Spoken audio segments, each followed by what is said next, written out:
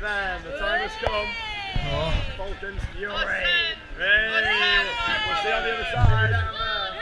So we're about to climb up 300 feet to get some beautiful views. Actually on a really good side here. John's face is the highlight right now.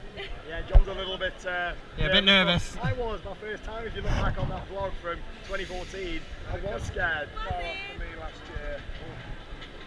Amber's just excited now. Amber's excited.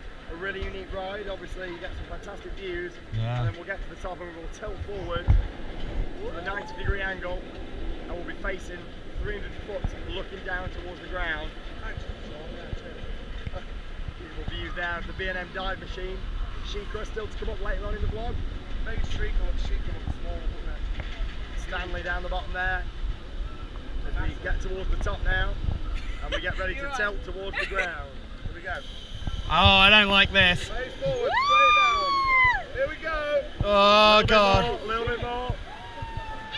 And we're ready. 300 feet, about to drop. Oh, yeah! Oh! There we go. Oh, wow. He does not disappoint that ride. He's getting a clap from John. He's getting a clap.